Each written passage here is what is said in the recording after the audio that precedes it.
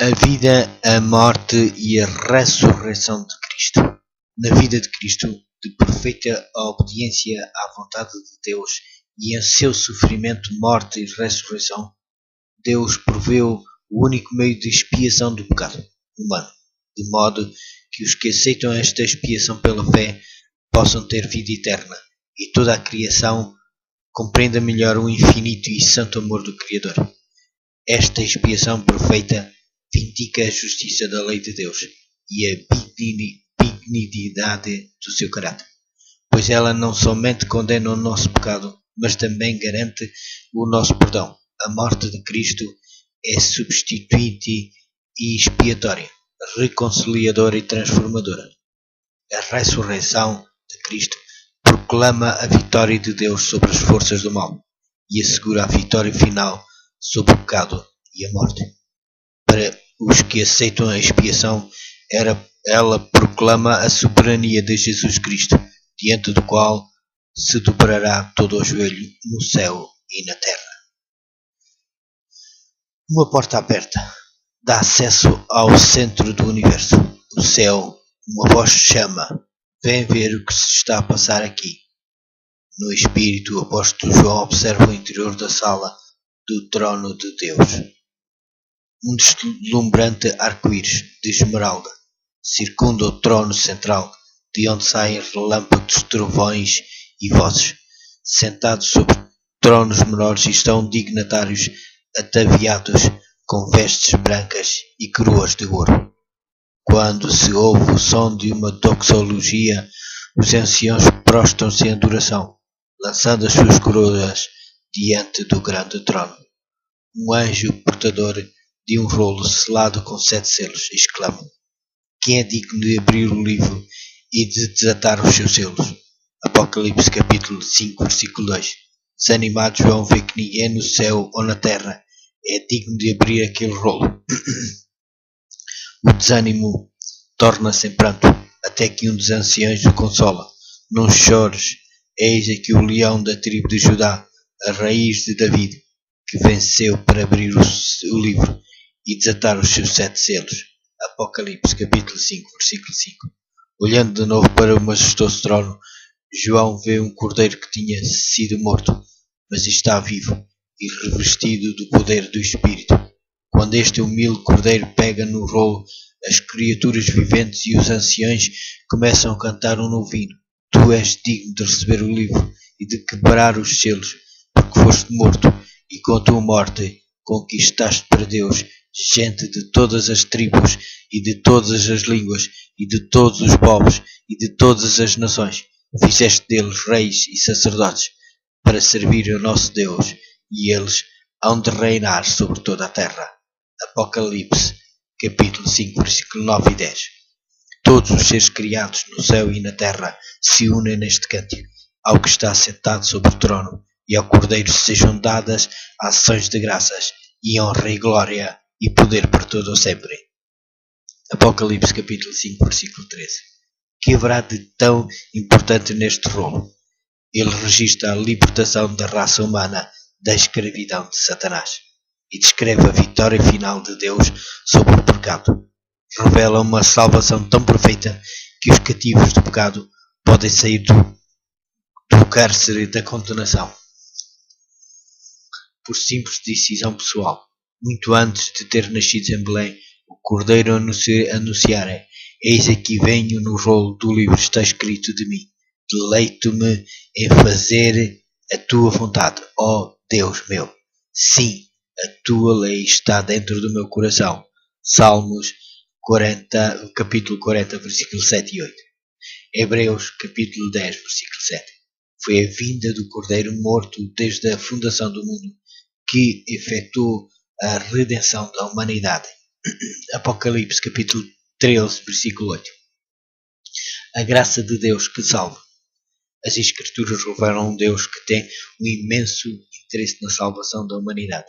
Os membros da divindade são aliados no trabalho de reconduzir as pessoas à união com o Criador.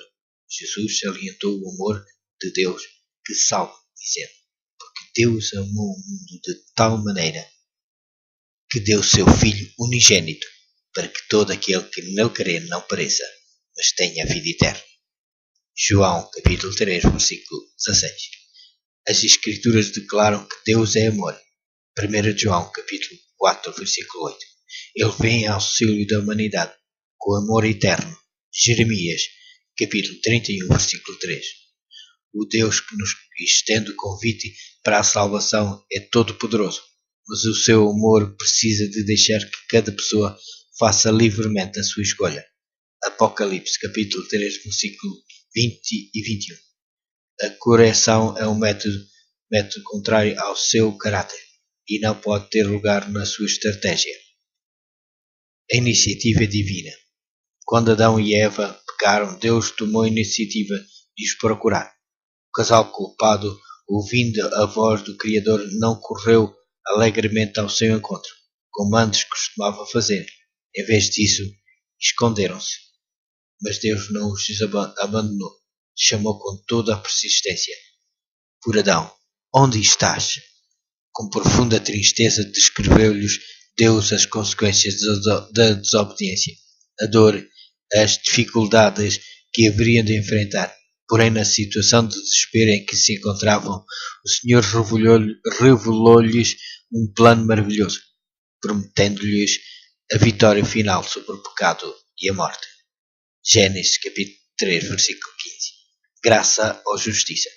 Mais tarde, a seguir à apostasia no Sinai, o Senhor revelou a Moisés o seu caráter benevolente, mas também justo, proclamando: Jeová, o Senhor Deus, misericordioso e piedoso, tardio em iras e grande em beneficências e verdade, que guarda a beneficência em milhares, que perdoa a iniquidade e a transgressão e o pecado, que é o culpado não tem por inocente, que visita a iniquidade dos pais sobre os filhos até à terceira e quarta geração.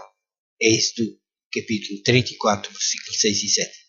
O caráter de Deus revela uma fusão peculiar de graça e justiça, um desejo de perdoar e uma relutância em limpar o culpado.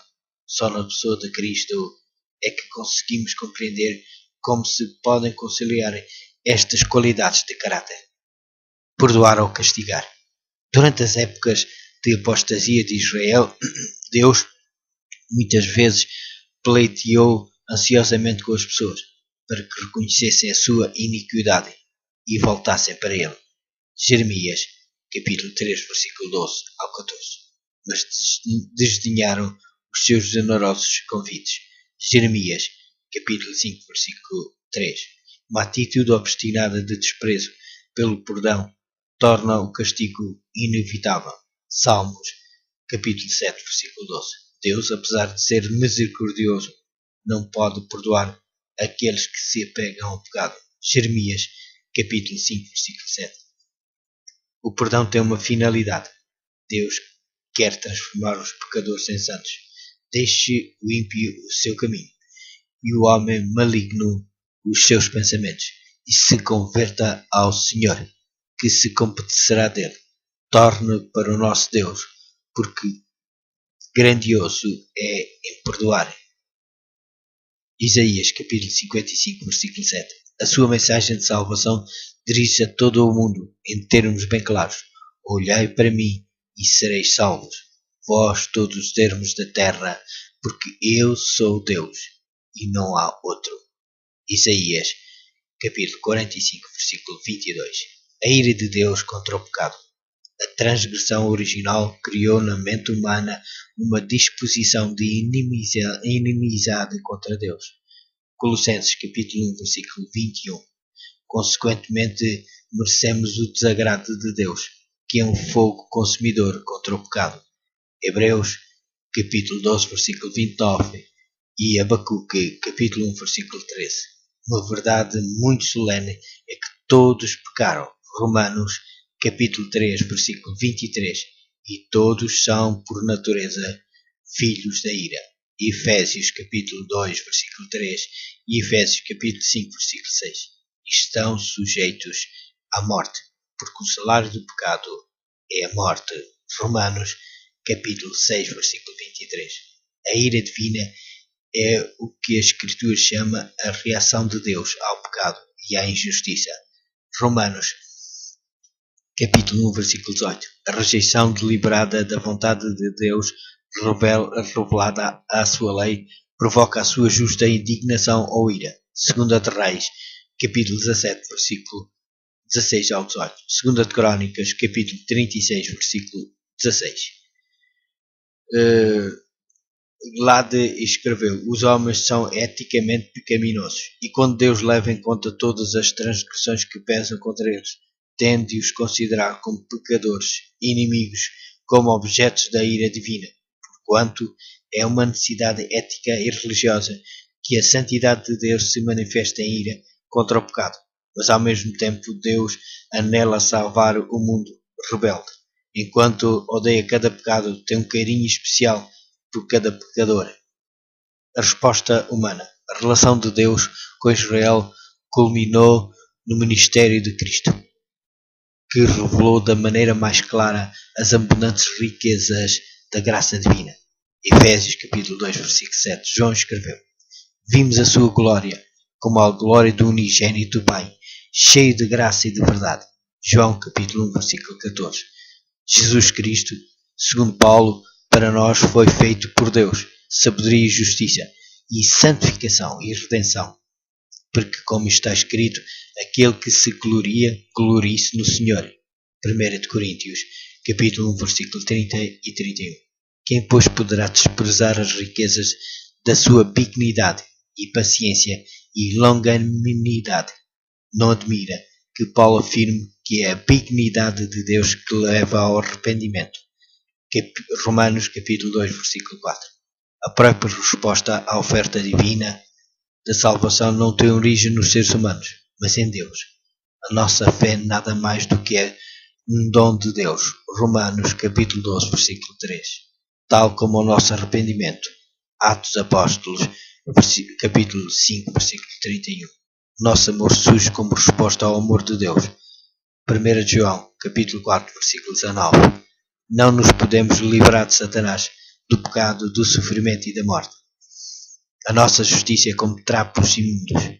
Isaías, capítulo 64, versículo 6. Mas Deus, que é riquíssimo em misericórdia pelo seu muito amor com que nos amou, estando nós ainda mortos em nossas ofensas, nos vivificou juntamente com Cristo, porque pela graça sois salvos, por meio da fé. Isto não vem de vós, é dom de Deus, não vem das obras, para que ninguém se glorie. Efésios, capítulo 2, versículo 4 e 5, 8 e 9. O ministério de reconciliação de Cristo. A boa nova é que Deus estava em Cristo, reconciliando consigo o mundo. 2 Coríntios, capítulo 5, versículo 19. A sua reconciliação restabelece a relação entre Deus e a raça humana. O texto indica que este processo reconcilia os pecadores com Deus e não Deus com os pecadores. A chave para reconduzir os pecadores a Deus é Jesus Cristo. O plano de Deus para a reconciliação é uma maravilha em termos de condescendência divina. Ele tinha todo o direito de deixar perecer a humanidade. Como já temos notado, foi Deus quem tomou a iniciativa de restabelecer as relações que se haviam cortado entre a humanidade e a sua pessoa. Nós, sendo inimigos,